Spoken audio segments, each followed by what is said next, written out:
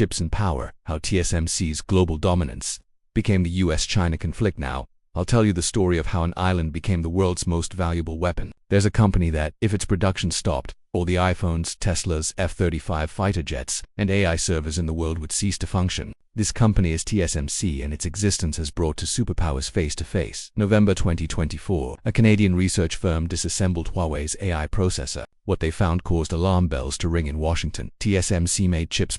Banned technology was being sold to China. TSMC immediately halted production. The US Department of Commerce launched an investigation, but the question was, how had this happened? And more importantly, what was the solution? The answer wasn't simple, because TSMC isn't just a company, it's the most critical geopolitical asset of the 21st century. From Ningbo to Taiwan, an immigrant's dream. July 10, 1931. Morris Chang was born into a middle-class family in Ningbo, China. His father was a finance clerk, and young Chang dreamed of becoming a writer, but his father convinced him to pursue engineering. It may not have seemed like a great opportunity, but this decision would change world history.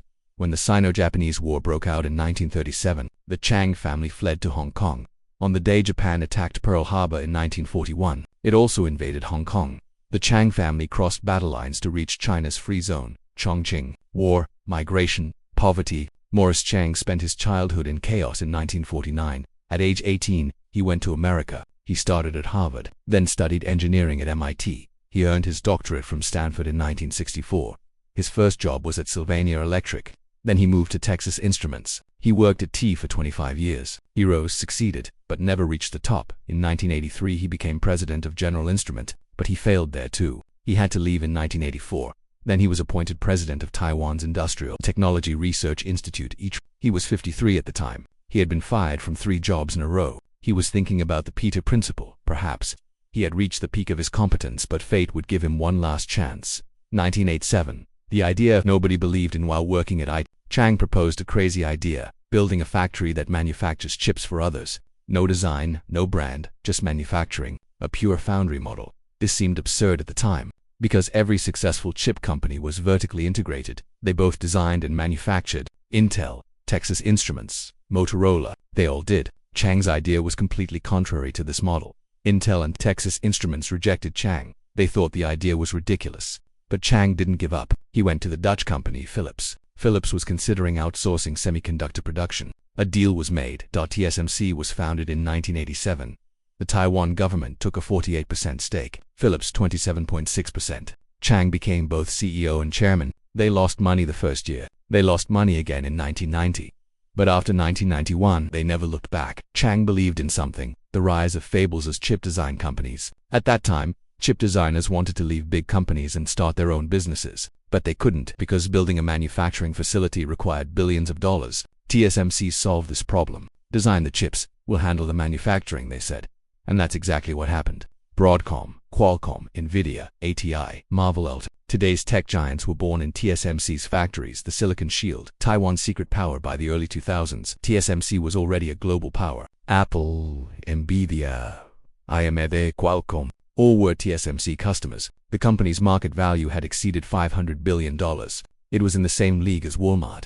But the real power wasn't in the numbers. The real power was in geography. TSMC's factories were in Taiwan, and 92% of the world's most advanced chips were manufactured there. This gave Taiwan tremendous strategic advantage, because China considered Taiwan its own territory and could invade at any moment. But before seizing TSMC, it had to think, if I destroy these factories, the world economy collapses. And China suffers from it too. But Taiwanese people called this the Silicon Shield. TSMC was an invisible wall protecting the island. But in the 2020s, this shield began to crack. The Huawei crisis, the first shot of war in 2019. The US Department of Justice accused Huawei of stealing American technology, money laundering, and violating sanctions against Iran. Huawei denied the accusations, but the US took action.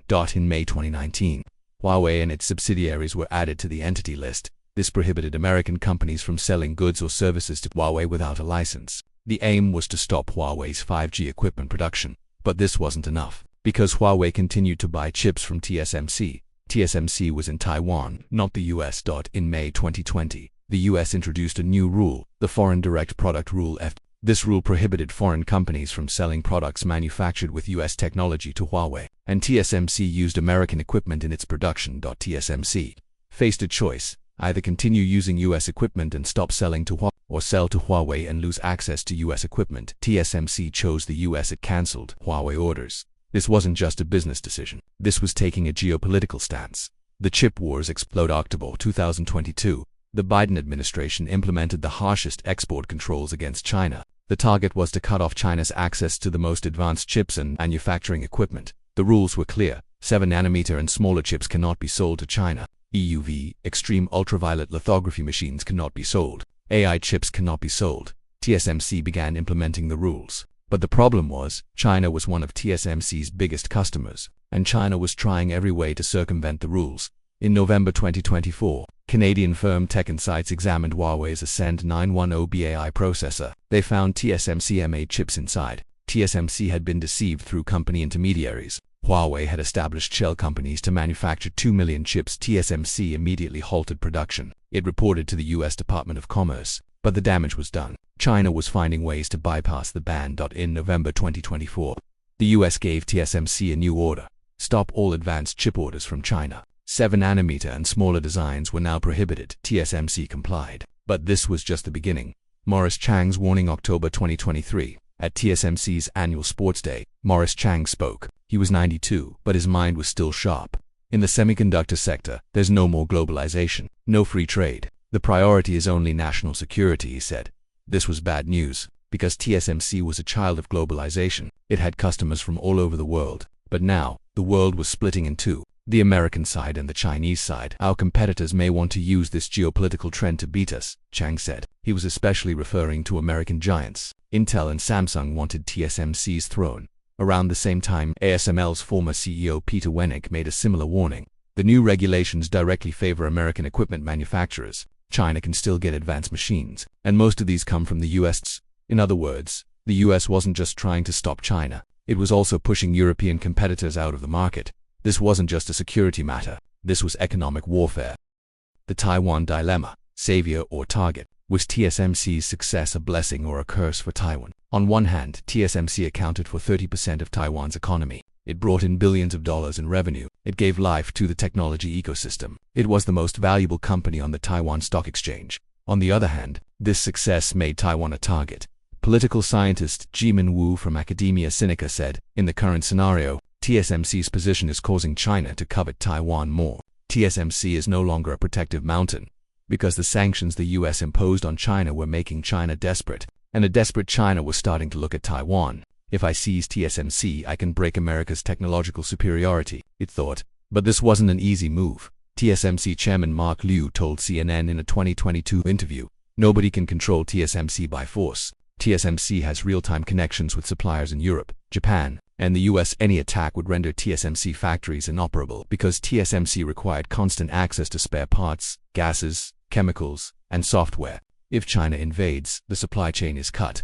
The factories stopped out. So does this keep Taiwan safe? It could be the opposite. Because if China realizes it can't seize TSMC, it might prefer to destroy it, and the world loses the most advanced chip production. Global expansion.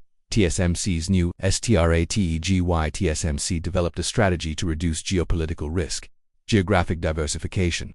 In 2020, it decided to build a $12 billion factory in Arizona. The Trump administration had requested this. The Biden administration provided $52.7 billion in support with the CHIPS Act. In 2021, a $9 billion factory opened in Japan. In 2023, it decided to establish its first European facility in Dresden. Germany, India, the Philippines, Vietnam, Saudi Arabia, all were competing to attract TSMC to their countries. But the problem was, these factories weren't as advanced as those in Taiwan. The Arizona factory could produce 5nm, but Taiwan factories were already producing 3nm. They would move to 2nm production in 2025. In other words, the most advanced technology was still in Taiwan, and it would continue to stay there because Morris Chang had foreseen this. In a 2022 interview with the Brookings Institution, he said, U.S. efforts to increase semiconductor production will be very costly. Unit costs will be high. They won't be able to compete with factories like TSMC. And he was right. The Arizona factory's costs were 50% higher than estimated. Labor costs, maintenance costs, capacity utilization.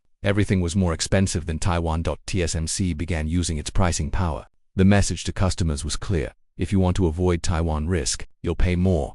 2027 doomsday clock. According to intelligence reports, China has a critical date for invading Taiwan: 2027. If this happens, the consequences will be catastrophic. According to estimates by the Institute for Economics and Peace, a full-scale conflict would cost the global economy $10 trillion.